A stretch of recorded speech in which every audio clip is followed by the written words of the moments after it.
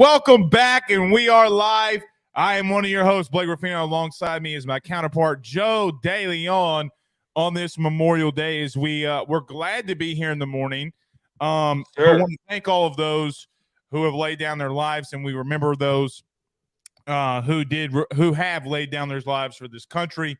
So happy to Memorial Day, and thank you for all who have served this great country. Absolutely. But great as always to be back here, Blake. I kind of like doing the morning shows. I don't know about you. I think the morning shows are a little more fun. The vibe's a little different because we're starting the day off with talking football, but excited to be here with everybody to spend the holiday. Yeah, mentally I'm more refreshed. One of these days we are going to be a morning show, but until then, we're gonna have to wait. I was going to say something, but I'm going to keep my mouth shut. But nevertheless, we have a big show in store for you today.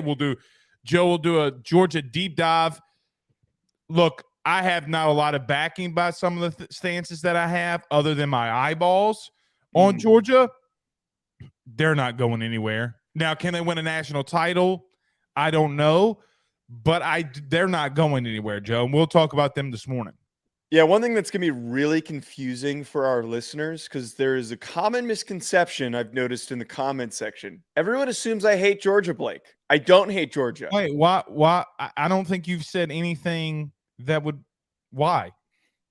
Oh, come on. Everything I said during the national title run, everyone assumed that I was that Savannah comments, everyone assumed that I'm a Georgia hater, but I'm not. I'm actually a big Georgia supporter. I mean, I like good football teams, and programs that are winning like this are really fun to watch. I'm not anti-dynasty. I think this is great. I'm excited. And frankly, a little bit of a spoiler, they might run the table again. We're going to get into that, but I'm a big supporter for them to run it back. Well, and look, here's the thing, okay? And I don't mean this in a wrong way. Everybody and their mama in the media is saying, oh, they got a soft schedule. Well, they were supposed to play Oklahoma week 1, okay? Yeah. That game got rescheduled because the SEC said, well, they're coming into the league. You gotta cancel that, okay? All right, sounds good. Georgia's not scared to play anybody. Let's get that understood. They went on the road to Clemson and clapped up. Well, I shouldn't say they clapped them up. I mean, it was 10-3. But they're not scared. They went on the road and played Notre Dame.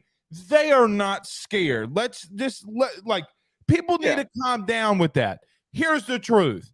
I know of one Big 12 team that they asked to replace that is not going to be in the SEC. They declined it. They declined going to Georgia in a home-and-home type of scenario. So spare me that you think Georgia is scared of anybody. It's not the only thing we'll talk about. The conference in the SEC spring meetings gets underway this week. The big topic there is not NIL, thank you, Jesus. It's not the transfer portal, also thank you. But Greg Sankey was on the telecast for the SEC Baseball Championship and gave some ideas about the 8 and 9 game schedule. We'll talk about our 8 and 9 conference game schedule. We'll talk on that here today. And Colorado. Are they going somewhere? Are they going? Somebody on the show call it? Oh, so now it's well, now Colorado might be going to the Big 12. Huh. I said this to you pre-show. I'm fully prepared to admit that you had a very early start on that trend. And now the athletic director at Colorado is addressing those rumors, and he's not denying them. So we're here to talk about that possibility of them maybe not sticking around in the Pac-12. And again, you called that a few months ago. Just throwing it out there. So, look, I know that I'm a talking head on this program, and people are like, oh, he just runs his mouth.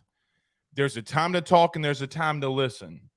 And if you're listening to anything coming out of the West Coast, the number one thing about Colorado is it's not about Deion. This has nothing to do with Deion. What this has to do with is Colorado showed that they will go for broke and they will do what they have to do to make a good football team. And when that happened, it showed everybody, like the Big 12, that they will do that. I also will tell you this. This also solidifies a little bit to me that I think that they want a Power 4. I think that they want to – I think ultimately – because here's the truth. ESPN, NBC, CBS, and Fox, they run this. And whatever they say is going to happen. But Greg Sankey said yesterday, we're not expanding. We haven't even talked to anybody else. And he go, and so if you're going to a Power 2, now this is what he said now. He goes, we have not talked to a single team. We got to worry about Texas and Oklahoma coming in here. We have a lot of work to be done. If that's the case, I think at minimum, Joe, usually conference realignments happen every 10 to 12 years. I think that we will have a Power 4 or 5-ish in the next 10 to 12 years, and then possibly after that we'll go to a Power 2. But this isn't anything that's going to be happening now, I don't think, when you have the SEC commissioner going out there saying that they're not doing this. Right. For there to be this massive two-headed monster that we've all kind of predicted, it's going to take decades of movement to happen. It's too complicated to happen overnight. But I do think that move to a Power 4 could happen soon, especially with the underlying headline with all this, with the Colorado news, is how little money the Pac-12 teams are getting. And we're going to get into that later. But that aspect of it might be leading some teams to start making phone calls and looking around elsewhere, because frankly, those Pac-12 teams that are notably nationally big brands are getting screwed. They're all getting screwed. I have a little bit of a hot take on that. Okay. I don't think ESPN's going to leave them out there to dry. If the Pac-12, they might be doing it for cheap as hell, though, is the point. Well, I mean, 25, 30 million. I mean, outside of Oregon, nobody else warrants it. Maybe Washington, but again, outside of that, no, they don't. No, they don't. I don't disagree with that. The Oregon, there's definitely truth to that. Maybe Oregon is the only brand that deserves more than what they're getting. Nobody else turns eyeballs. Yeah. Okay. Nobody else turns eyeballs. I agree with that. I agree with that. So we'll get into it. Oh, and by the way, I'm wearing this hat on purpose. It's baseball season. I know that you hate baseball, but I'm talking about it for the first 5 minutes of the show. I don't hate baseball. I just don't watch college baseball like you do. You need to. You got to listen. I don't know. I don't think you realize how intense, like how intense postseason college baseball is. You will fall in love with it. I did get into it last year when Notre Dame made the run that they did. So I did get into it a little bit. But my problem here is that Notre Dame's not good, so it's hard for me to get into it. I am paying attention to, and this is going to piss you off, Notre Dame, the run that they're making in the lacrosse championship. They're in the final right now. So I am paying attention to that. I did play lacrosse in high school, so you can't shake your head at me. Did. Yes, I did. I lived in New Jersey. What do you think I was doing? It's not as big of a baseball state. Wow. Just go to the break. I mean, I don't get it. I don't. What is, I mean, whatever. I don't know why it's surprising to you. I just don't understand people that play lacrosse. I don't get it. There's more contact. I mean, Chad Briscoe goes lacrosse ? I mean, I just don't get it. You get to hit people. That's why I picked lacrosse. I also played hockey. I like hitting people. I don't really mind hockey as much as I joke with you about it. I mean, I think that football, you need to have, like everybody gets one fight a game. Like you're saying in football, you should add one? Yeah, like that wouldn't work though. There's too much equipment though. And there's no gloves. Let them take off their shoulder pads and helmet and let them box. I couldn't even imagine what chaos that would cause.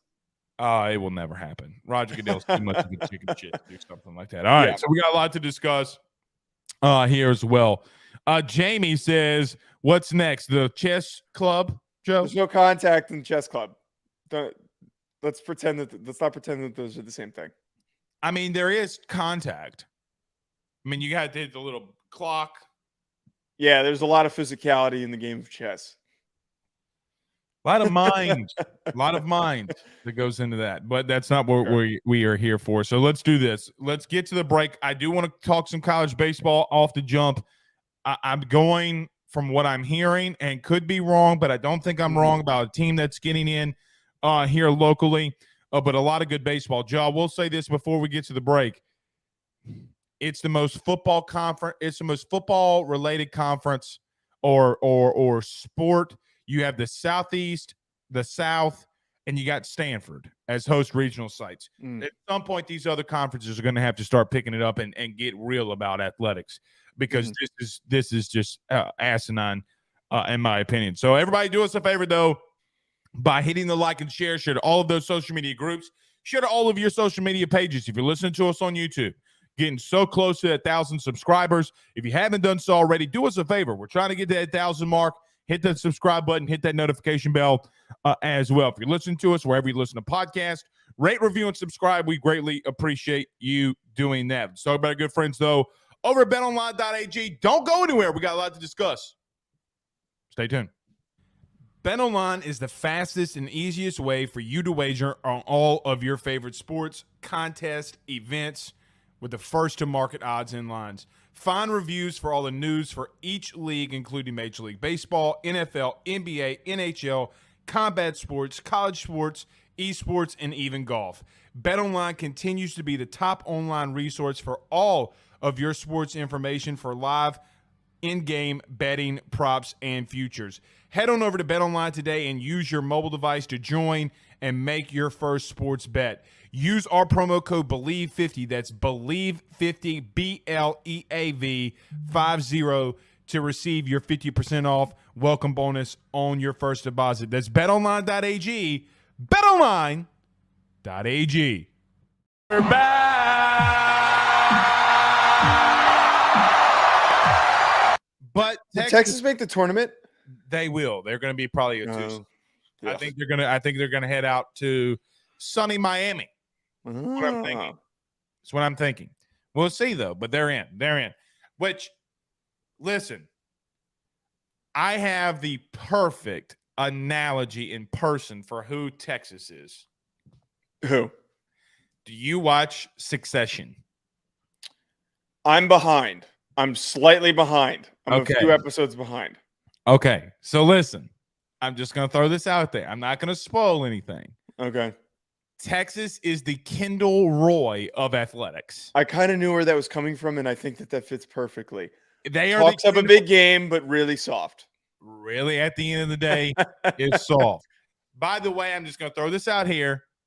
Last night, I was screaming at the television because I am a Tom Wamscans homer, okay? I love me some Tom Wamscans. Also, did you know Tom Wamscans, that's in the movie Succession, had a grandfather? His name was Bill Wamscans. He is the only Major League Baseball player to have an unassisted triple play in the World Series. So I saw you tweeted that. So, like, what? I don't understand. Like, where does that come from? Because at the end, spoiler alert, Tom Wamscans takes out 3 people in one move. Okay. I understand now. Tom Wamscans, baby. Yeah, I love it. All right, let me talk about some baseball here, Joe, and I'll get your thoughts on this. Okay. Number one, it is a little bit of depressing to me, like why USC and UCLA are not the brands that they used to be in baseball. Why they are not trying to do that, I don't understand. But now that teams are making a profit in college athletics or college baseball, I think they'll probably try to be a little bit more invested. But let me just say this. Tulane, a 19-40 or 18-40 team. This is why I love college baseball. Won their tournament and is going to go to a regional. They're the worst team to ever make it to a regional. That's awesome. Now, I don't know if they're going to Baton Rouge, if they're going to Tuscaloosa. I don't know that yet. But they are playing great baseball. How crazy it is that you can have a team with a sub-5 or below 500 record is amazing. I also think there's going to be 4. So our Louisiana people in here, think there's 4 Louisiana teams that's going to make it. Obviously, you have LSU.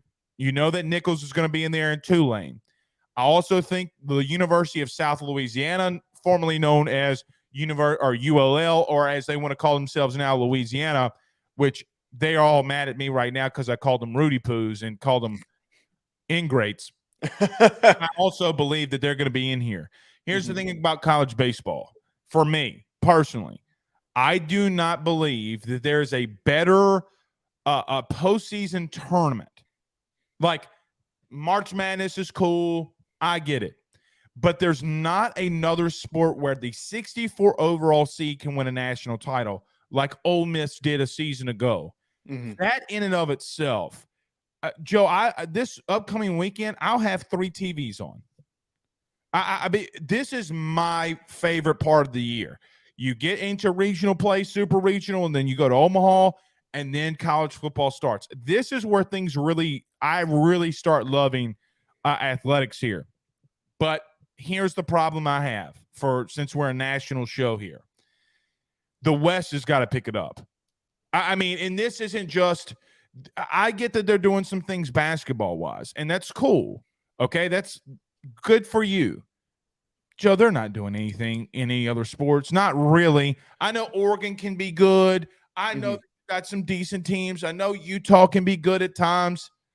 But, Joe, when you have Tulane getting into a regional and having all the buzz and then going out and playing South California, USC, and winning, does the West even care anymore? I think, and I was saying this to you earlier, I think that baseball is a little bit unique in the sense that in the South and even on the East Coast, like, there's a lot of schools in New Jersey that I know that put out a lot of really talented kids that decide to go to college over going to the MLB. It's just a different priority for baseball. They prioritize going to school before they make that jump to the major leagues, even if they're talented enough to go in a mid or a later round. And I think that out here, as I've quickly learned in California, that doesn't happen. There's a lot of amazing high school programs, like really good high school programs. The Notre Dame High School where John Carlos Stanton literally don't. Well, those players in those high schools are going to the South. They're going to the SEC. Well, yes, a lot of them are jumping to the MLB, and I think in Arizona is also in Nevada or other states that are known for producing a lot of baseball talent that does jump right to the MLB. But yeah, a good number of them are making that path to going all the way and playing in the SEC and playing in the South. I don't disagree with that. Now, the one thing I don't totally agree with is that this thought that, the West doesn't care about football, and they're not. I think that Oregon is making aggressive steps forward to getting back to being in the national championship conversation. Phil Knight is trying to do everything that is possible at Oregon to get back into it. I think at USC, with all of the drama that they've dealt with their athletic director having to step down recently, they have been such a difficult program to avoid all of the unnecessary outside headlines that it's been distracting for them to put out a good product on the field. But I think both those programs, even UCLA, who's put out a competitive product, Utah's put out a competitive product, Washington as well. I think all of those programs who were down over the past 5 years, it was just merely a matter of timing, and that they're trying to step back up where they were in the past. I don't disagree with some of that premise. Okay. But you can have a brand here or there. What? But your 2 biggest brands are going to play Midwestern football. That is true. I mean, they're going to play football in the Midwest. Okay. Yeah, and that's probably going to hurt them significantly. It might, but they're doing it for money. And yes. Is you telling me that you want to be serious going and playing in the Big Ten? That's you being serious. Because I will tell you, nobody takes Texas and Oklahoma seriously in the Southeast. With nobody. No one. Now, are they good programs? Are they big programs? They generate a lot of money? Yeah. It's a money grab. USC right now can't win a natty. UCLA can't win a natty. Oregon can't win a natty. And if they do, can they sustain? No. I just think that you have a 2/3 of the country that look at the West from an athletic standpoint, Midwest, Northeast, Southeast, wherever, that don't take them seriously. Now, we'll talk about that about Colorado and why they were taken seriously. But outside of individual brands, I do have my questions. But let's do this. So we'll get some of these baseball host regional sites when we start getting them in, the official seeds, because Joe, everybody was attacking me for not reading between the lines yesterday on Twitter. We will talk about those, but they have not released those just yet. Let's transition though and talk a little bit about Georgia. I'll open the floor to you. Like I said to start the show off, for me, speaking about a brand and a place that does not or that does really care. A lot of people are making some big things out of another Georgia player being arrested.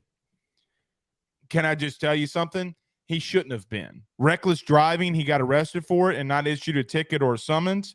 Some of this is this is what I believe. As someone who's been in law enforcement before in my life, I think that sometimes players get pulled over and people find out who they are and they get arrested when other individuals would be issued a summons. But as we look into this deep dive in reference to Georgia, Joe, they're not going anywhere. Where are they going? If you think that they're not going to push for a playoff spot, you're crazy. They're probably going to win the East, and they're going to do a lot of good things. But I kick it off to you first. What do you see when you look at Georgia into this deep dive? Right. I think that this discussion would be very different if their schedule was laden with maybe they had to play LSU, maybe they have to play Alabama. We'd be having a really different conversation right now. You know what their most difficult game is next year? It's Tennessee. There's not a single other game I look at on their schedule where I think that they could lose. Now, could they go out there and do what they did against Mizzou again just because they are looking past an opponent? Yes, that's certainly possible. But for their most difficult game in 2023, to be a Tennessee team that is slightly depleted, that is also trying to refill at key important positions, there's no reason why this team can't completely run it back. And the reason why I believe that this team is going to be in that position is because not only are they refilling from multiple classes of great recruits, but more importantly, I think that they have improved at certain positions. I look at the receiver position, the fact that they added Ra Thomas and Dominic Lovett, those are big additions. Their receiving core last year was good, and I argue now it could be great in 2023. I also will say this. I think that their offensive line's getting better in 2023. I didn't think that Warren McClendon was that good of a tackle. Well, they're returning. Who? Warren McClendon, their right tackle. Oh, I thought you meant the Broderick. I was thinking about Broderick. No. Yeah, okay. But to your point, the interior of their offensive line is returning. All of them. Yes. All of them. But one thing I put out there on the ether on Twitter, I think that Amarius Mims, who was a very highly recruited kid, he is the 13th highest rated recruit ever to go to the University of Georgia. Will finish the year as the best offensive lineman in the SEC. He is that good. He is that talented. He stepped in against Ohio State and dominated JT Tuimoila, however you pronounce that, in one of his first starts in his career. He has every capability to get even better. With him stepping in and all those guys returning, their sixth offensive lineman, and if he maybe even starts Xavier Truss, is a pretty good interior player. Well, offensive line gets better. If I'm not mistaken, didn't Xavier Truss start 14 of 15 games last year? He did, and he was a very he started 14 games at left guard last year out of 15. Yeah. He's going to play. Yeah. And Joe, to your point, they went and got what's the kid's name? Monroe Freeling, I think is his name, the 5-star offensive tackle. I like him as a recruit. Well, he could come. Look, my point is, you talk about you didn't like their right tackle. You mean to tell me that this kid can't play right tackle? We just saw LSU have two kids that were 5 stars doing it.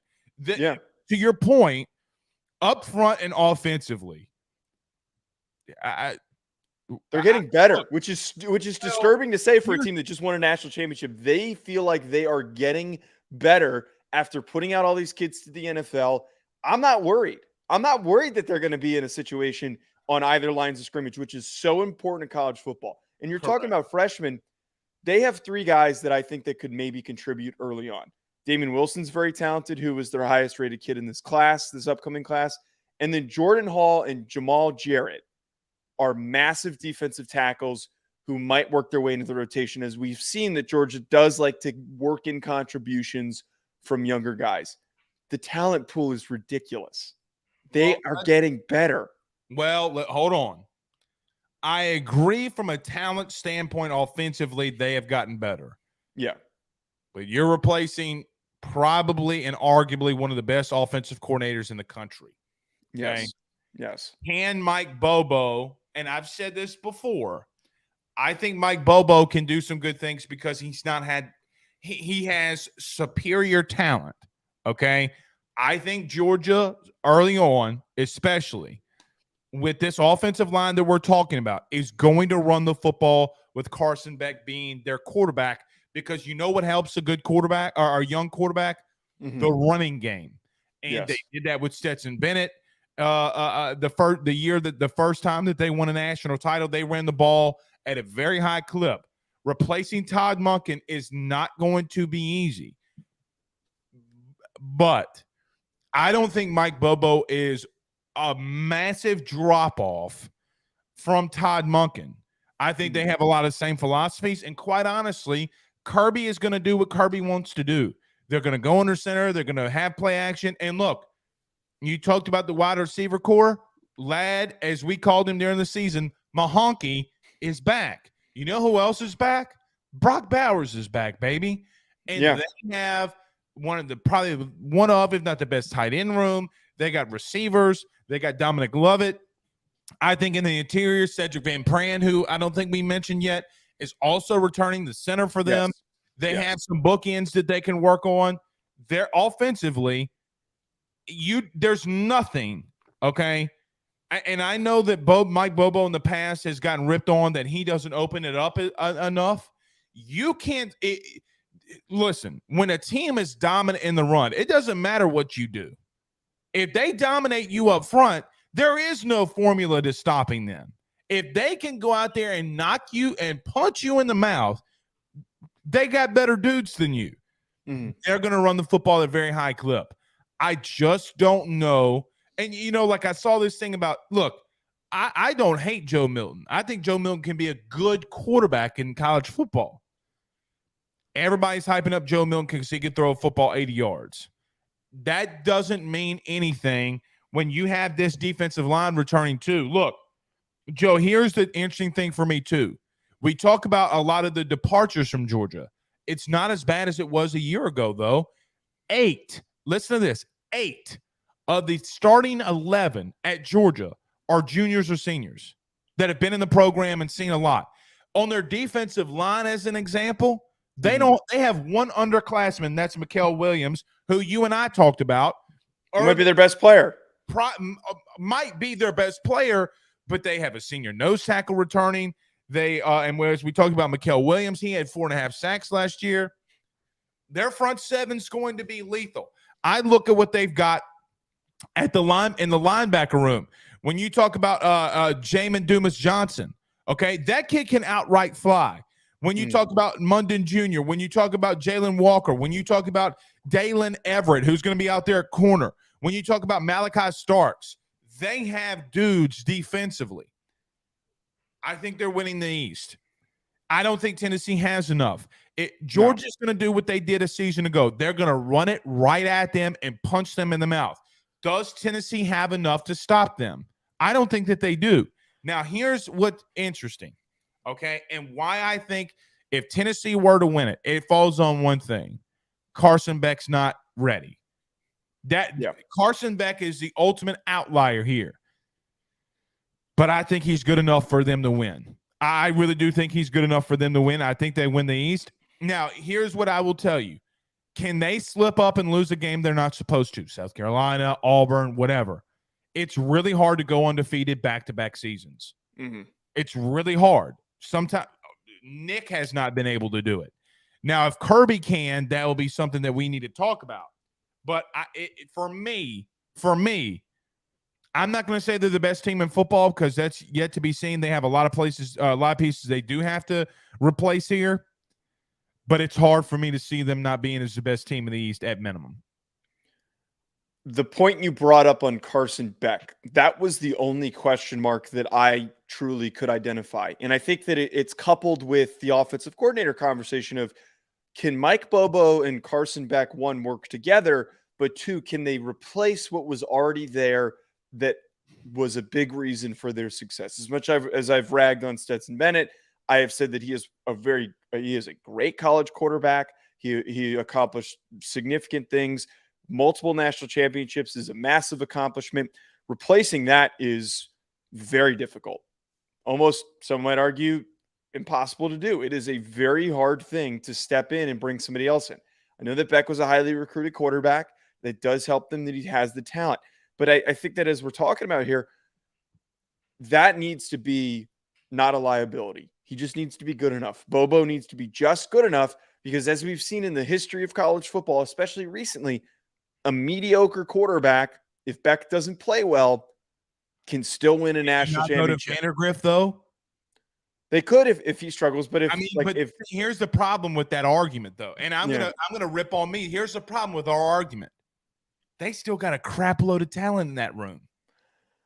Yeah, they have options, which is very rare to find. You don't see that. Multiple 5-star guys that are capable of stepping in. But look, if Jake Coker can win a national championship, that's different. That's different. How? Because here's the problem with the Jake Coker argument, okay? That people don't remember. Jake Coker went cuckoo for Cocoa Puffs.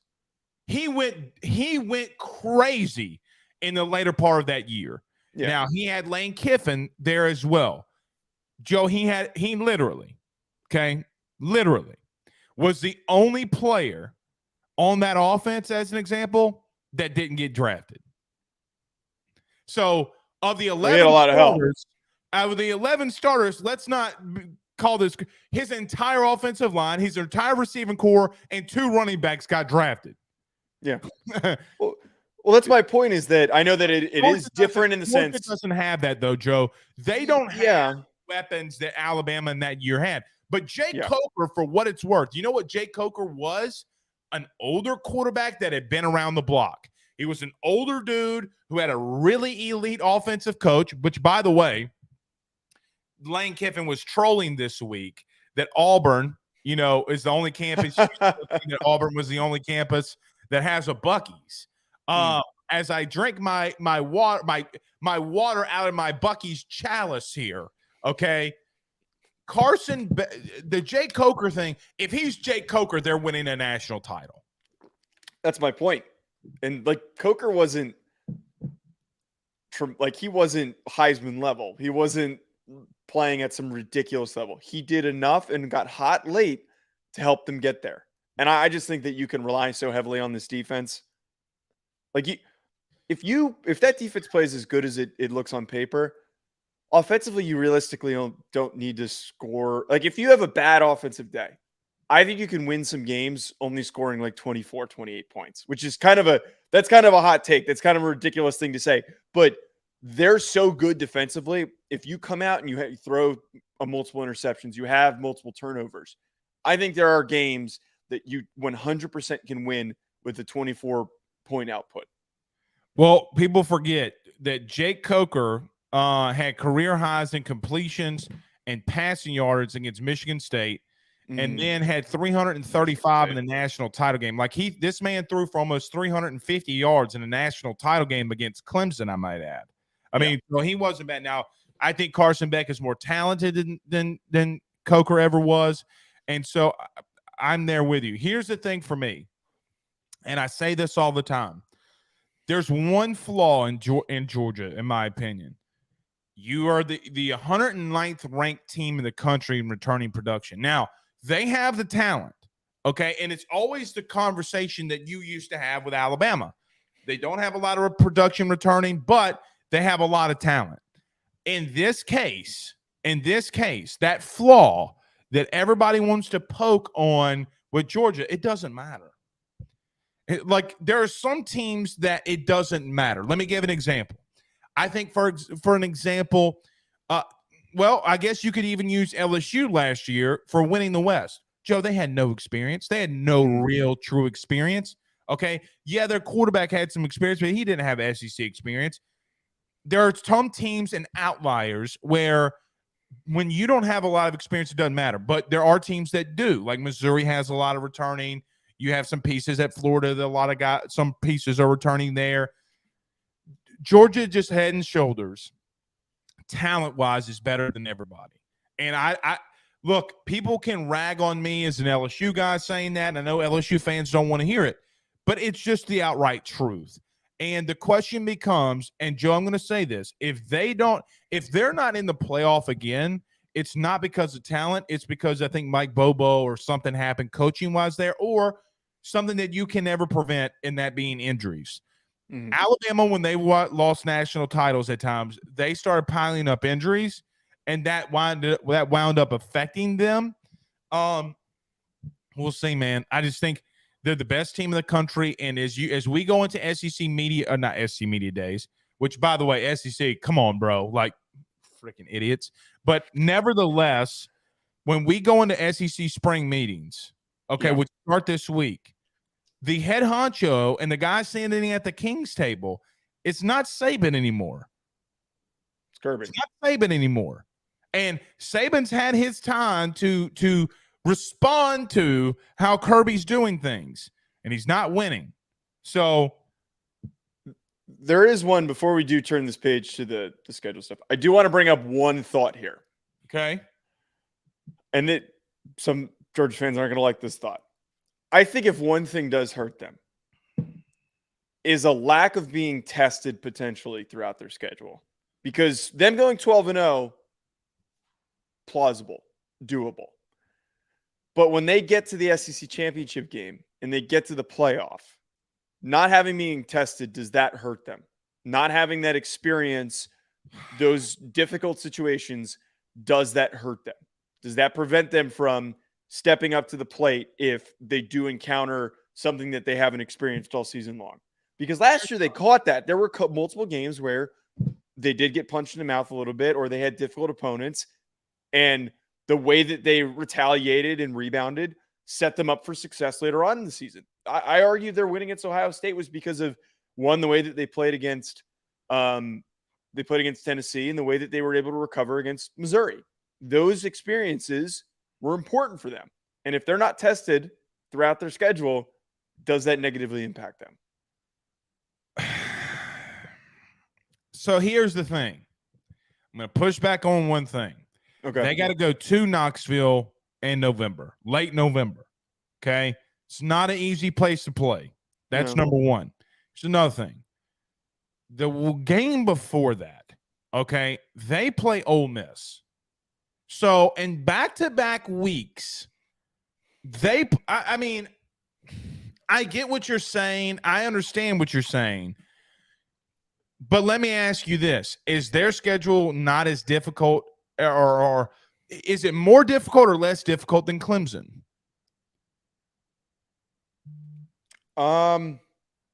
That's a good question. I would argue Florida State is more of a I would argue Florida State's a little bit more of a test than. But here's the problem with that.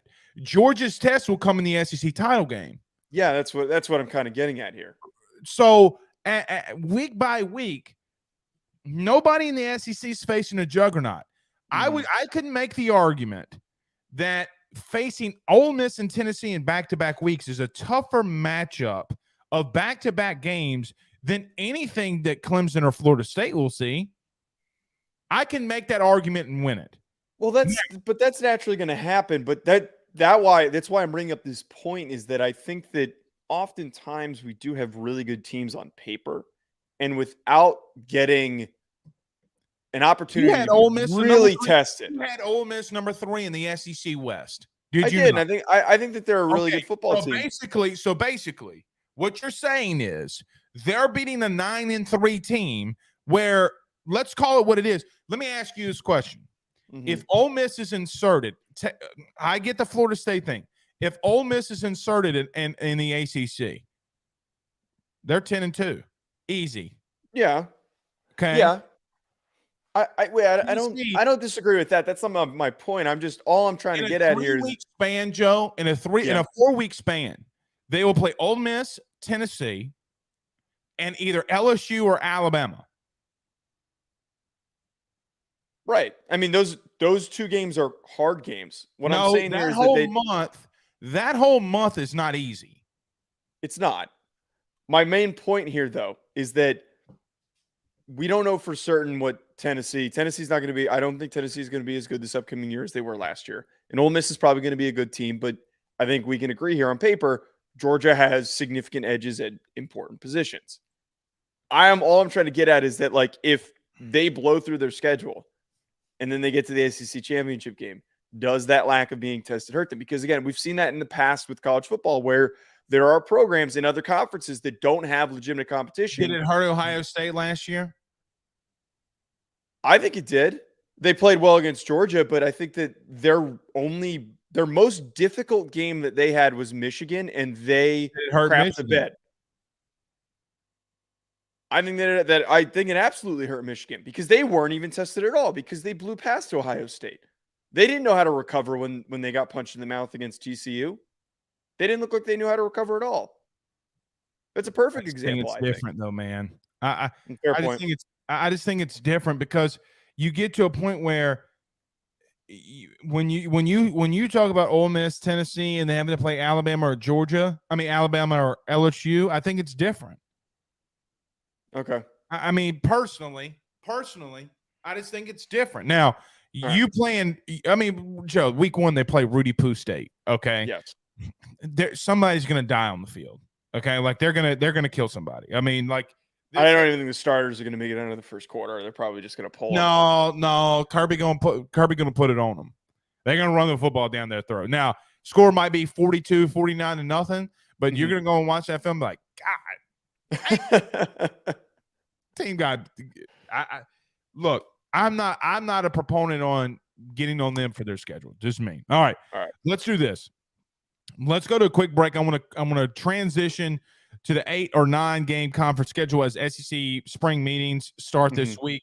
Let's go to the break. Let's regroup. We'll return right back. Don't go anywhere. We still got a lot to discuss with the SEC. Are we going to 8 or 9? Are we going to 9 conference games, or will Nick Saban get his way and stay at 8? We'll talk about that next.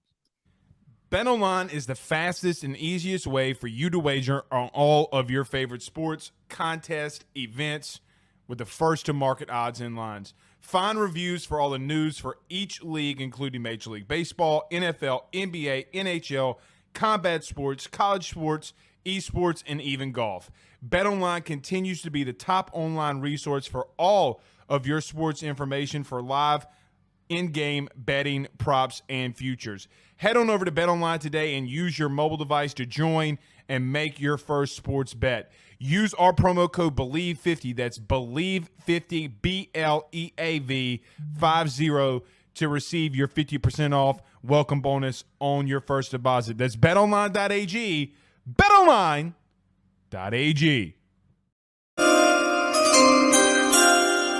That was loud. That was loud. All right. So, Joe, a lot of discussion. So, let's give a little preface here. The SEC is going to be holding their spring meetings this week. And the big topic of discussion is with the expansion of the SEC with Oklahoma and Texas coming into the league, do you go to 8 or 9 conference games? Now, SEC Commissioner, I almost called this man Roger Goodell, but I guess he's kind of like Roger Goodell in a lot of senses. But Greg Sankey was on the SEC Championship Baseball telecast yesterday, and I was listening to him, and quite honestly, I don't think he knows yet. I think he's going to let everybody give their decision, all these coaches, presidents, ADs, on should there be an 8 or 9 game schedule. Now, let me start off by saying this. I do think that the Big Ten, I do think that the Pac-12, I do think that a lot of schools not in the SEC are the ones complaining about this the most. They're the ones pointing and saying, you don't have 9 conference games. Well, let me just say this. Now, I kind of just mentioned this in just a second ago. Ohio State and Michigan playing Rutgers is not we played 9. It's not a hill that you need to stand on. Okay. Let me get that out of the way. When Georgia was going to play Oklahoma, when LSU plays Florida State, when Alabama historically plays a massive game week 1 at a non or a neutral site game, they're playing almost the same amount of Power 5 opponents that you are. Let's just get that out of the way. But here's where I stand. When you have 16 teams coming into the conference, I think you got to go to 9 conference games because of just the simple nature, Joe. You like, if there wouldn't have been a hurricane, let me give an example. If there wouldn't have been a hurricane, LSU would have never played in Como since they've been in the league. Did you know that? They've never played in Como. The only way that they would have ever played in Como was because a natural disaster forced them during COVID to go to Missouri. That can't happen. You got to experience things in your own conference. That's why I'm open to a 9-game conference schedule. Now, here's the issue. Here's what I think Saban is doing. Nick Saban is being reported does not want 9 conference games. He wants 8. Now, let me also preface this. Nick Saban's not scared to go to 9 conference games. He's not. He won a national title when they played 13 straight Power 5 opponents. It's never been it's never happened. Never. In the history of college football, he did something that's never happened. He played a 10-game conference schedule in there in that too. Okay. I say that to say all this. I don't really care either way, to be real with you. Now, I do care, and I do want you to have 9 so you can go to Texas and you can go to Oklahoma and you have more venues and guys can, go and play or play teams, every team in their conference. I do kind of like the East and West being split right down the middle, though. Could you imagine a division with Alabama, Auburn, Tennessee, and Georgia all in the East? Could you imagine a division or a conference that has in one division Texas, Texas A&M, Oklahoma, LSU, Arkansas? That would be insane if you did split it down the middle. I don't know what they're going to do here, Joe, but I do think that they'll ultimately go to 9 conference games. That's just my opinion. Yeah, I'm completely in agreement with you on this. You can't expand to 16 teams and not play 9 games. You just have to eventually. Maybe not in 2024, but in a few years, they have to make that transition. There are too many teams, especially now with these protected rivalries.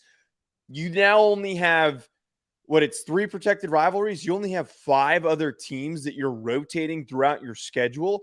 One, you need to play enough teams within your own division to make it comparable to show how good you are in the standings. Well, but more importantly, all the teams outside of your division. Just to stop you, then keep going. Yeah. If they did the 3 permanent opponents, they would have 6 other conference games. They wouldn't have 5. So if they went down that model, it'd be 3 permanent and then 6. So that's the 9 conference schedule format. Continue. Got it. I misspoke. But the whole thought here is there's too many teams. It's going to take too long to have played all of those if you're only on the 8-game format. You have to get around to play all of them. You just do. It's, for one, the entertainment aspect of it. Like, I'd love to get to see as many of these teams play each other, especially when Alabama and Oklahoma haven't had a lot of historical battles with any of these SEC teams. We need to get that. That's the whole point of bringing these new teams into the mix, is to create more diverse opportunities for matchups. If you're making the move to add teams, you got to adjust the schedule.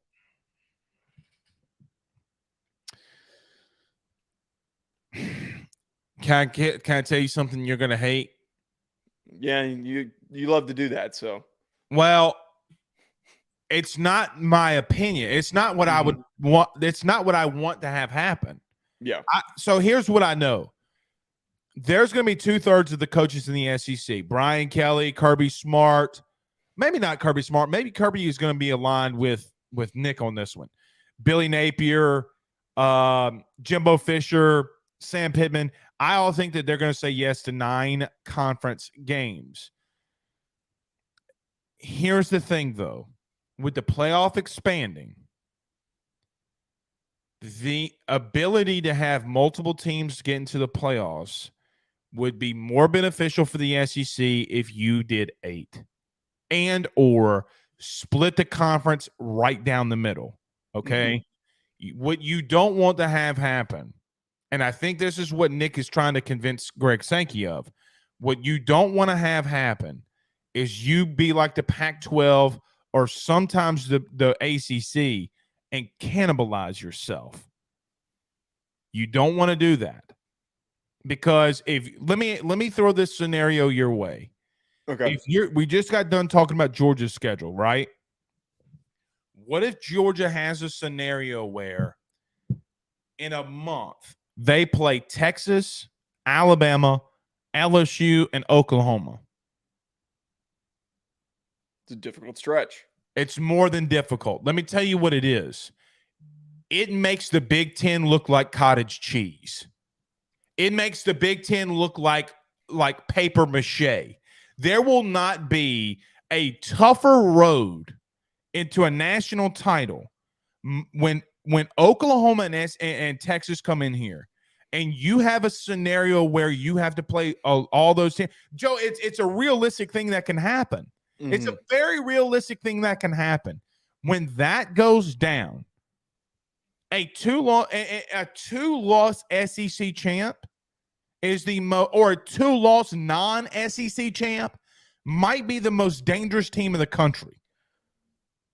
It's not, I don't care what you say, it is not created equally. If you got to play those games, yes, it's not created equally. If you're Georgia and that's your schedule, Joe, if they go 2-2 in that, if they go 3-1, shit.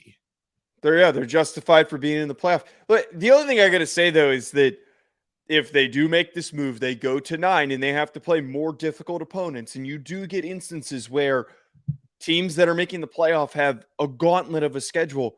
Let's not act like they're not going to use those remaining 3 games on their schedule to place as easy of matchups as they can. Like they're gonna deliberately pick easier matchups. It's not about fill the schedule that I'm worried about, because you know who's going to do that too? All the other conferences. The difference is, I get that you have USC and UCLA coming into the conference, but historically, if you're Ohio State in a month, you have USC, Michigan, Rutgers, and Michigan State. What? No, wait. I would argue that you could produce some pretty difficult stretches for those top teams. Now that USC and UCLA are here. Excuse me, Iowa. No. Wait. You talk a big game about Penn State. Like if you have to play Penn State, USC, and then Michigan in a month span, like that's a difficult. It's maybe not as difficult as the SEC stretch. Well, let me give you this. What's more difficult? Let's use Alabama, LSU, Georgia. So they would have to play. They'll play Tennessee and Auburn. Okay. Imagine if they had to play Georgia and LSU in that same month. Yeah, that's obviously more difficult. No, it's not more. Joe, come on now. No, I'm saying the SEC one you just illustrated. That is obviously more difficult, but the Big Ten can now produce difficult stretches. I would rather face Penn State than that schedule. Come on now. Penn State did beat Auburn this past year, though. I'm just throwing that out. Yeah, but you know who else? Well, Auburn's not going to historically be that down. They're not. Yeah, you're right. They're going to be a lot better in the future. They have more national title appearances than Penn State and Michigan combined since 1998. Yes. Okay, so you can say what you want about Auburn. I dare you, when they're right, you go play in the Plains at 6:30 at night. You're not walking out of there. Yeah, I look, I'm on the same page as you. I do really believe that it is going to really create a few teams that are going to have horrible schedules, just really hard schedules. And heck, you're bringing up the 2-loss teams that make the playoff. We might get a couple of 3 or 4-loss SEC teams that are deserving of getting in and don't because of where they end up finishing, because they had a couple of tough, close losses. But at the same time, I just think that they're going to find ways to counteract those difficult schedules it's not hard for them to schedule. Heck, a lot of these SEC teams do this where they play a group of 5 team and 2 FCS teams. It happens all the time. It's not hard for them to set that up. They have the money to pay those programs to come play them so that they have plenty of easy warm-ups to keep them fresh without having to get brutalized throughout the year on a weekly basis. But now they can't do that in November. They can't do that anymore. When you expand the way that you're expanding, you can't do that anymore. You can't play. Let me give an example. Alabama's notoriously known for playing the Citadel in November. Didn't they play Austin P in November they played Austin P, I think, this past year. And I don't remember if it was in November or when it was, but I'm pretty sure it was in the November 19th. November 19th. But I'm assuming, if I'm not mistaken, that was before the Iron Bowl, was it not? It was the week before the Iron Bowl, correct? So that they can't do that anymore. They can't do that anymore. And here's the problem that I have with what the Big Ten says, okay? The problem that I have is I would rather play, okay, their schedule if you got to play Rutgers. Yeah, it's going to be, it is the Big Ten, the back end of that Big Ten standing is going to be a lot easier. Having to play Maryland. That's not daunting. I will say this, though. I'm actually looking at an Alabama schedule, and they quite literally did what I've illustrated here right now, because you know what? So their non-conference last year was Utah State. It was Louisiana Monroe. Texas. It was Austin P. And then their difficult non-conference game was basically their 9th SEC game, which was against Texas. So like that literally illustrates and plays into what I'm talking about here, where you have to play your 9 SEC teams. One of those, a bunch of these games are going to be difficult because they had to play a competitive Texas team, which is probably going to be comparable to the level of what they'll be like in the SEC for the first couple of years. Up and down, can put up a fight. They had to play Tennessee, which was a battle. They had to play LSU, which was a battle. But they were able to fill those gaps with FCS and group of 5 opponents. Elk 70 says you get to play Vandy. Not everybody gets to play Vandy. And also Vandy is more competitive, very arguably more competitive than Northwestern and Rutgers and Maryland. Their next season they're going to be harder to beat than any of those teams. Agreed. And then here's the point about that. If you had, let me throw this out there. Joe, do you know what I would do as an LSU fan if I had to play in order Iowa, Nebraska, Michigan State? Do you know what I would do there? I would laugh. Yeah. Because let me tell you what I don't like have happening. Ole Miss, Tennessee, Arkansas, Bama. This team had to play that in order. Oh, and by the way, you got to go to Atlanta and play Georgia. Good luck. We should petition to get a 1 year, just swap 2 teams just for 1 year. Just swap an SEC and a Big Ten team and let's see what the results are. I actually would be really curious. Please, God, put us in whatever division Wisconsin's in. Yeah. That's not hard. Dear God. Yeah. Please, sweet Jesus. Swap LSU with Wisconsin and let's see what the results are. I'll tell you what the results are. You ready? National championship. National championship. And if not, they're going to get in the playoff because they'll lose to Ohio State in the championship game. They're not going to lose. Yeah. I promise you that they won't lose. All right. Absolutely. The transition here as we start closing out the show. Joe, it's interesting. About 45 days ago, there was a guy that came on this show. Uh-huh. He's about 6'3", 292 and a half. Did you really go back and count the days? I have no idea. I have no idea. Right. 6'3", 292 and a half, who came on the show and said, and I quote, Joe, I'm hearing the Big 12's going after Colorado. And what did you say? What did I say? I don't know about that. Was that really my response? I legitimately don't remember. I have no idea, but for this purpose right now, it's going to be your response. Okay. Well, let me tell you what, since this is the big topic news for Colorado, let me tell you what I know. I hinted at it earlier, okay? And I hinted at it 45 days ago. Colorado showed people around the country that they mean business, has nothing to do with Deion. They went out and spent the money. Mm-hmm. And if they're going to continue to do that, they're going to draw eyeballs. And quite honestly, can I be real with you? I like Colorado as a Big 12 team than I do a Pac-12 team. I really do. I think Colorado's going to the Big 12. I really think that this has legitimate steam to it, especially the response that we got. More than legitimate steam, Joe. They're talking. Yeah.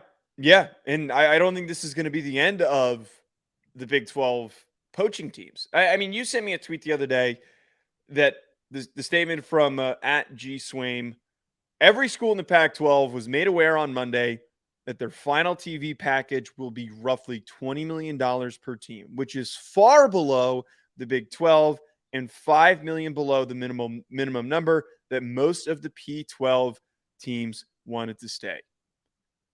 For them to be that far below the Big 12 and the ACC, I think that a lot of teams are going to be exploring the option to move. And as much as we you bragged, and I have also kind of agreed with you that the competition in the Big 12 isn't great. But if they can go and add a Colorado and they can pull one of the other big teams, if it's Utah or if it's Washington, I think that the competition one in the conference goes up. But the fact that they can pull more dollars than the Pac-12, which arguably maybe has the top teams in the Pac-12, I would argue are much better than the top teams in the Big 12 right now. That's crazy. That's nuts. That's not supposed to happen. The lack of direction in the Pac-12 right now is horrible. What does it tell you that the Big 12 generates more money with teams like Cincinnati and UCF coming into the conference than what the Pac-12 is generating with teams like Oregon, Washington, and Utah? Let me tell you what it is. Okay. They don't get eyeballs. You want to make the Pac-12 great again? Mm-hmm. I'm not trying to be political with that statement, but you want to make the Pac-12 great again? Stop playing games after Pac-12 after dark. Stop it. Stop it. Well, okay, so they're just not supposed to play night games? Play games at 2:30. Play night games. Play night games. But you know what your night games need to be for you? 5 o'clock. Okay? Joe, you're 2 hours behind me. Your game needs to be at 5 o'clock. You know what? The Super Bowl does that. When the Super Bowl's in prime time on the West Coast, it starts 5 p.m. Central Time. You should know, you were out there when San Francisco had it. Yeah. What time did it start local time? 4:13 local time. People are still going to be there when it's in L.A. Okay? They're going to be there. I promise you they will be there. But what you cannot do is 2/3 of the country, 2/3 is not going to sit up and watch a game when a Pac-12 team starts at 10 p.m. Central Standard Time. I'm not staying up till 1 a.m. in the morning with 2 kids and watching that game in full. Now, let me tell you what I would do. Okay. If Oregon played Washington for the Big or Utah, and that game started at 7 p.m. Central Standard Time, I'll stay up until 10:30. I don't disagree that the important games should be played earlier. Yes, absolutely. They need to be played earlier because you want people to watch Oregon play Utah, Oregon play Washington. Those games need to stay where they are. I don't think it hurts to have some late games. I liked the aspect of when I was living on the East Coast that on a Saturday I could be out with buddies or, doing whatever. And I have no intention of being in bed early because I'm younger. I like having the fact that there's a game on. I hate that there's no games on late. Married and start having kids, which a lot of maybe people you're right. do. Maybe you're right. There ain't no maybe. I'm in it. Look, she locked me down. As Beyonce once said, she put a ring on it. I think this is more to do with the leadership. I understand I think that's a factor of what you're bringing up because most people aren't as dedicated as I am to stay up and watch a game. I think that the leadership is it's just terrible. As much as we want to give, we've given. God damn it. We went longer than usual. My battery didn't last. Wait 1 second. Oh, well, that's probably kind of your life story, not being able to last. All right. Let's dial that back. I mean, my point here. Your motto. My point here, Blake, was that as much as we give the Big 12 a hard time, as soon as they lost Texas and Oklahoma, they immediately moved. They immediately mobilized, and they went after Cincinnati, quality UCF, and now Colorado. Yeah, they haven't sit back and waited. I don't see the Pac-12 being aggressive. They're kind of just waiting for see everything shakes out. San Diego State, which I don't think would be a bad move for them. And Fresno State, I think, was the other one, right? Well, let me say this. San Diego State just built a pretty badass football stadium. Have you seen that thing? Kind of sucks. It's kind of overrated. It's one of the worst designed stadiums for a Group of 5 program right now. Joe, it's okay. They're a G5 program. What are you talking about? But they're like a historically good G5 program. Like they should. Does Boise State have a stadium like that? Hell no. They got freaking blue turf. Yeah, that's cool. Can I say something? I will never watch a game because of the blue turf. Won't do it. It's horrendous. What about the I would rather pick up cow shit. Would you watch Coastal? Would you watch Coastal? Coastal's not that bad. The teal. Which, by the way, Coastal Carolina, national seed, baby, in college baseball. How about that? We're about an hour away before we find all this out. I'm curious to see where they end up. But I don't know, dude. I really think that the leadership's terrible. Like there's clearly no effort by them to try and rebound. They got put on their ass by the Big Ten, and look how long it's taken them to just have conversations. They got put on their ass by everybody. Joe, the WAC is making more moves. The Sun Belt, the AAC are making more moves than the Pac-12. So yes. Spare me. Yeah, exactly. Go, continue. No, that was it. My point is that it's taken them like a year and a half to. Ooh, my neck. Did you just hear that? No, did you get a good pop out of it? Yeah. No, I didn't catch that. Probably because all the stress I have to deal with you.